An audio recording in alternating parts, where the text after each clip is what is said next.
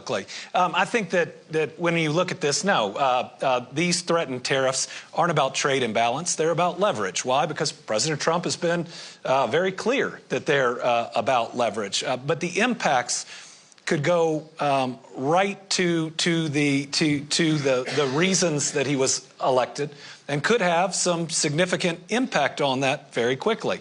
So there's a threat of a 25% tariff on Canada. Well, that'll raise gas prices. There's a threat of a 25% tariff on Mexico. Well, that'll raise food prices. And when you look at the politics of inflation, what are the two things that Americans see? Well, first on every corner is gas prices, and then in the grocery store it is food prices. And so I think as the world watches, it's going to be important to know what the leverage being sought is, and not just following, say, a trade imbalance, but looking at what the objective is and whether or not there are any steps being taken or moving between the two countries to know whether that tariff is likely to come to be. If I could, one thing that I think that is really important in that conversation, particularly when you're looking at gas prices, and one of the things that the president has talked about a lot just in the last couple of days is unleashing American energy. And I think having that balance is what makes a big difference. We saw that in the first Trump administration. We actually were no longer dependent on others for our energy resources. One of the best ways that we can be competitive is not to depend on other people for our energy.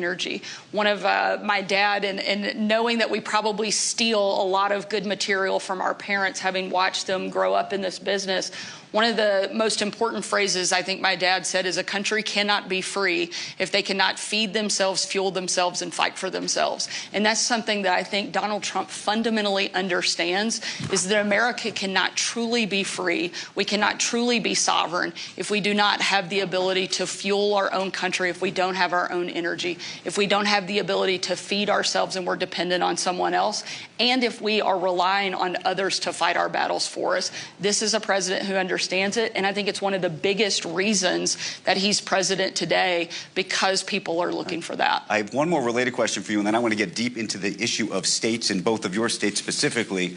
But given your relationship with President Trump, I think you can speak to this. There's so many business leaders here in this room who are watching us here today and online and elsewhere.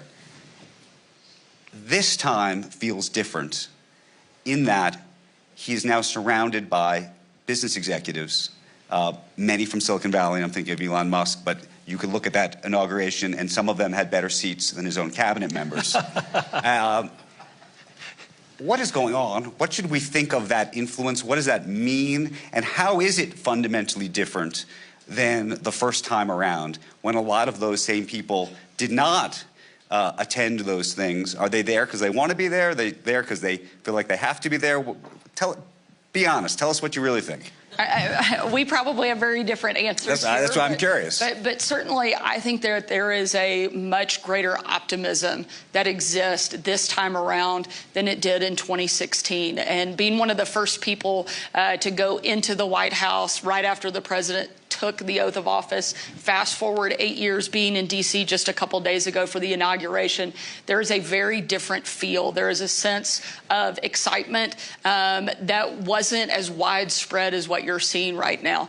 You also have to look at the numbers. Donald Trump won by a historic margin and a big mandate to come into office. A Republican hasn't done that in decades. And so now it's not just that he's coming in with excitement, but he's coming in, frankly, with a lot of political capital. And this is a guy who's not afraid to spend it.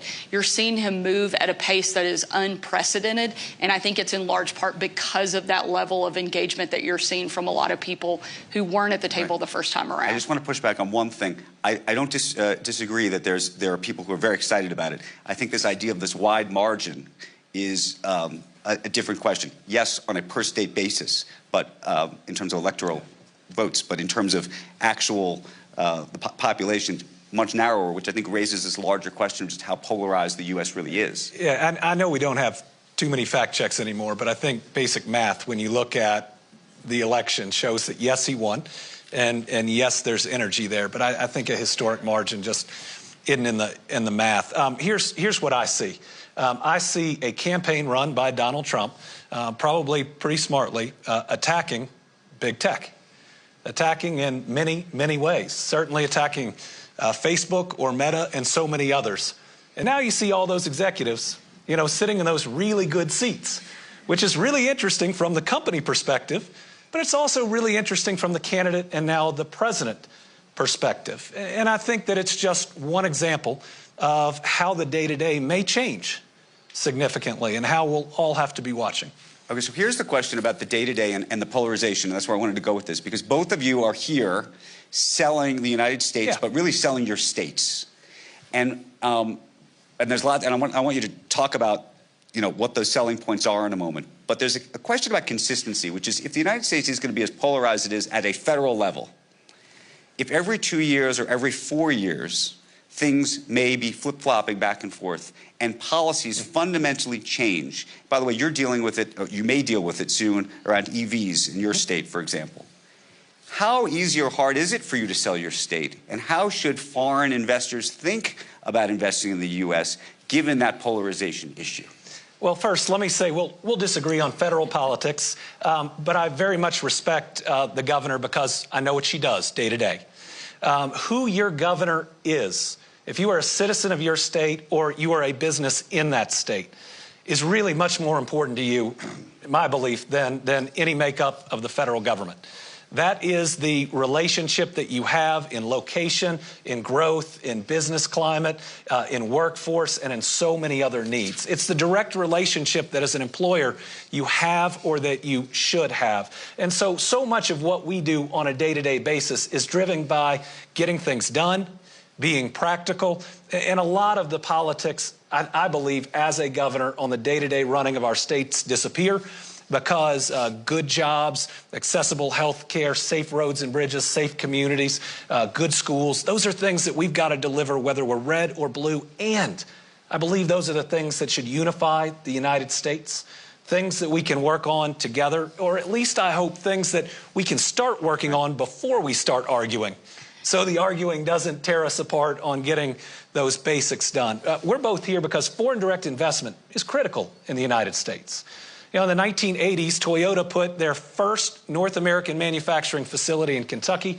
It is still the largest manufacturing facility worldwide. That changed everything in Kentucky. It was one of those investments that changes the next 30 years. I was blessed to have one of those when Ford and SK invested $5.8 billion to build 2 incredibly large battery plants. That'll be one of the next big movers. Both required foreign investment. And while we're here, we get to talk to CEOs directly here at Davos that have thousands of jobs in our states. I've talked to CEOs that are from 3 different continents that I can talk to in one place. So for us, being here is good business. There are going to be lots of other reasons to come, but the chance in a short period of time to communicate with, to continue the trust with, to find out the different concerns, to hopefully announce some expansions, that is a real value for governors to be in the room with business. But Governor, let me just push back on this point, which is, and the reason I mentioned the EVs, you know, one of the things that Trump did very early on, just in his executive orders, to put a freeze on unspent money for charging stations. You've embraced the EV industry in a major way. The Biden administration was a big proponent of EVs. You were a beneficiary of that, and I imagine, you know, that foreign companies, foreign automakers thought, you know, this is what I'm going to be doing, and now the policy is going to change. And so how you think about that as you sell your state, knowing that there's this federal overlay that may be shifting. And the question is, do we think that over time it's going to start shifting all the time? The federal overlay may be shifting, but the private sector and its direction is not. Now, EVs were picking up steam before the Biden administration, and they're going to continue after the Biden administration. The speed may be different. The government dollars coming in may be different. A lot of people have tried to fight the future. Nobody's ever won. We know this is a big part of the future. And as the CEO of Volvo said this week, if you're not brave enough to invest before the inflection point, you get left behind. And so that growth in the EV industry, whether government dollars are coming in or not, was never going to be linear. But the importance of being in it, especially as we see more chargers and the cost will come down, even if the credits aren't there. When it takes off, we know we're going to be a part of it. And we got that $5.8 billion investment before the IRA was ever passed. And so while it is helping the cash flow, certainly, of it, you know, this is The private sector on sustainability, on electrification, has been pushing and driving and will continue to do so.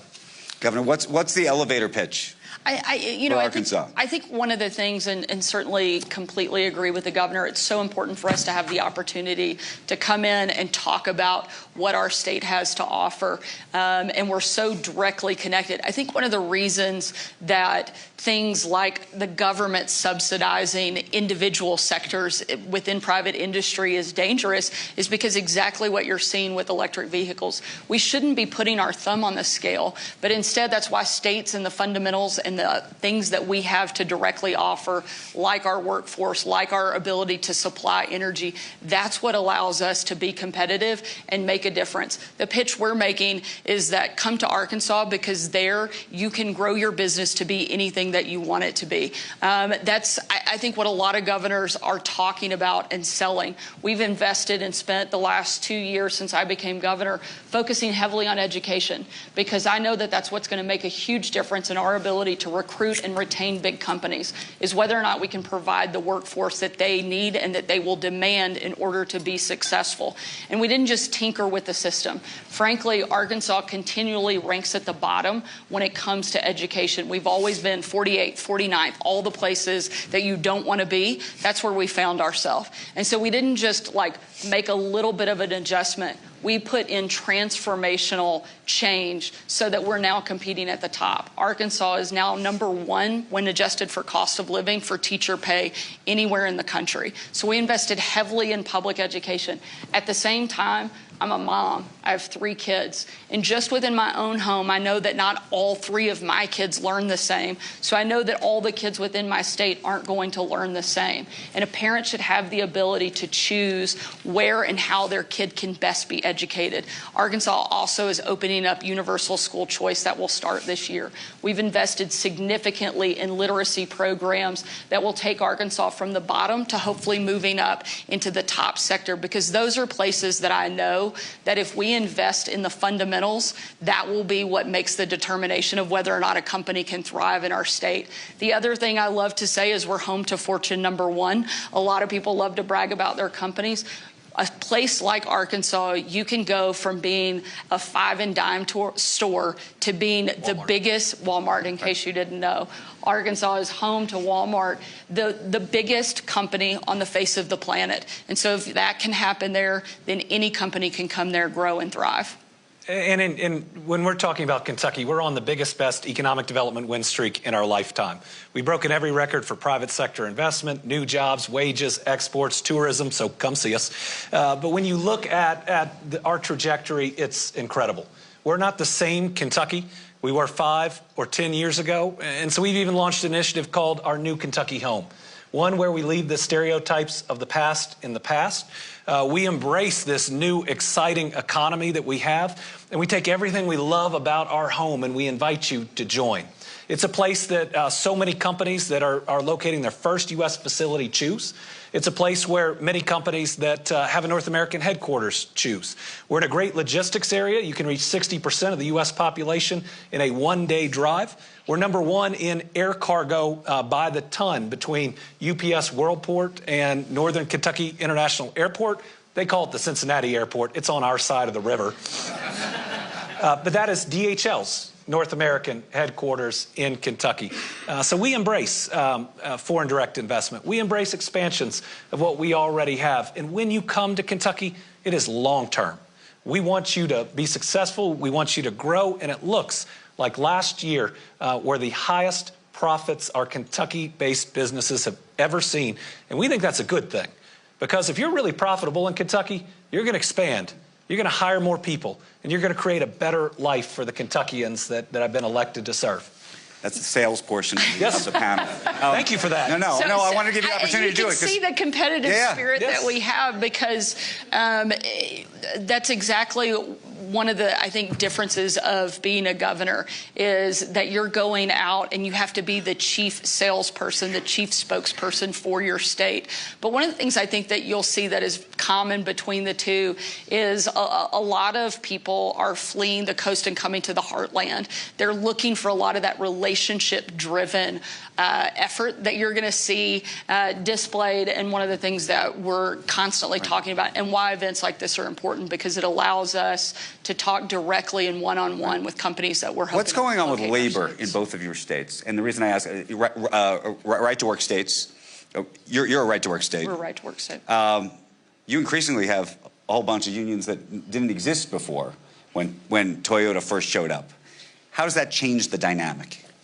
Well, I think you're going to hear some differences here. I'm a pro-union governor. I believe that when businesses and unions will have good dialogue, really good things can happen. I've seen a big transformation over the last several years. We are a right-to-work state much more recently than Arkansas, but certainly the construction of these amazing facilities, you know, Ford and SK's 2 battery plants will be what I believe are the 2 largest in the United States, and they are pretty close to the size of anything in the world. I can't do the kilometers, but one of them is 0.9 miles from one end to another. It's really amazing. I've seen businesses that have never used union labor before use them, especially in some of these instances, and pledge to use them moving forward.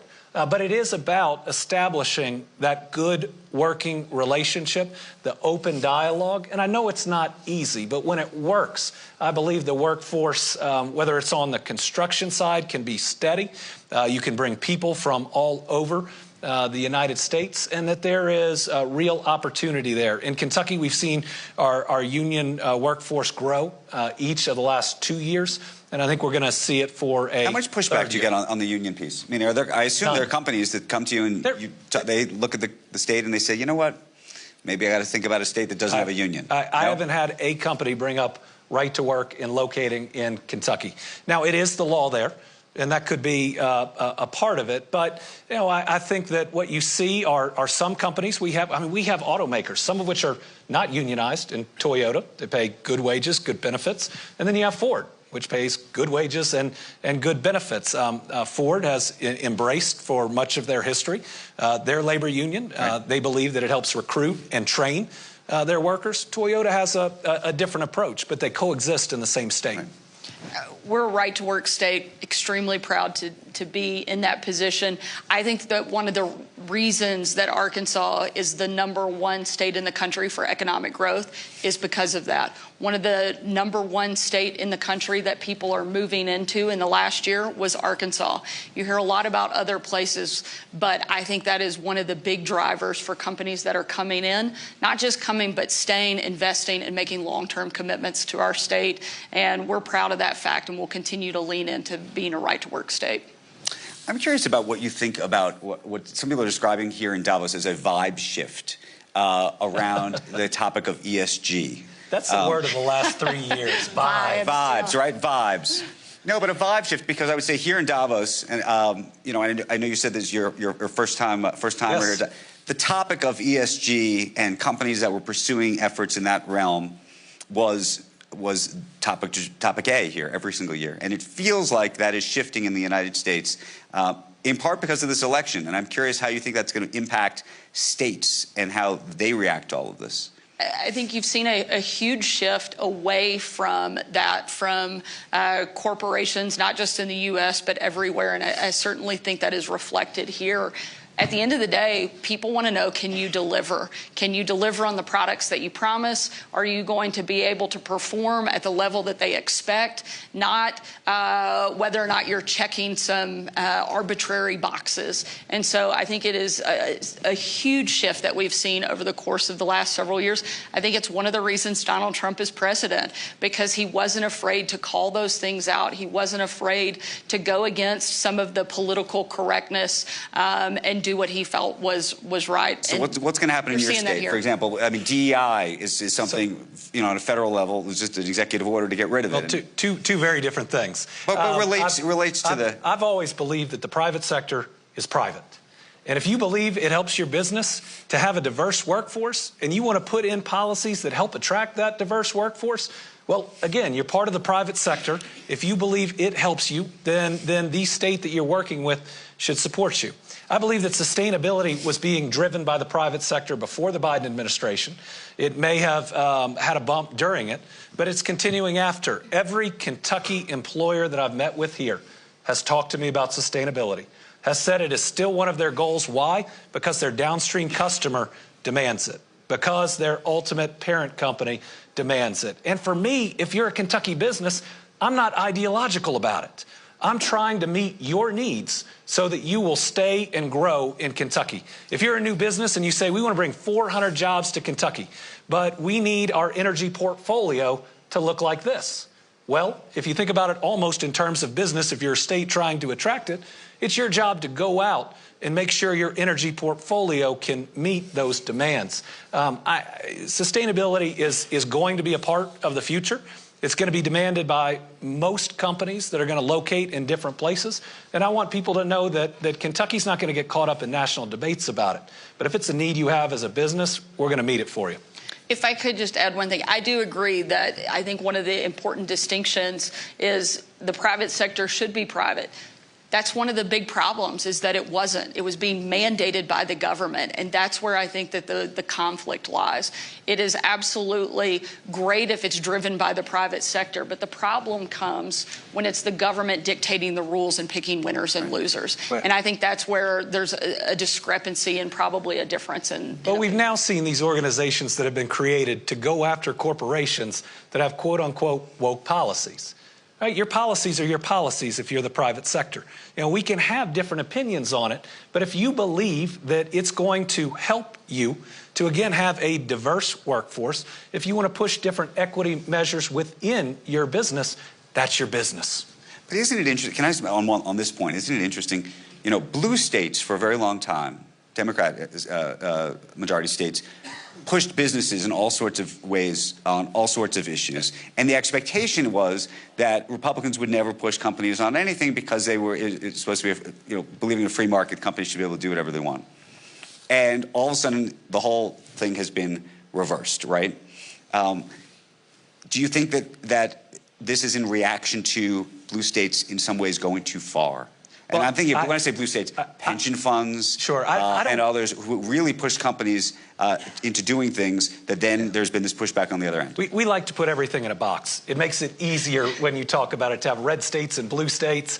And certainly on the federal level, sometimes in Congress you see that. But I think the running of states is much more complicated than that. And I think there's a lot more nuances between approaches of governors from the same party.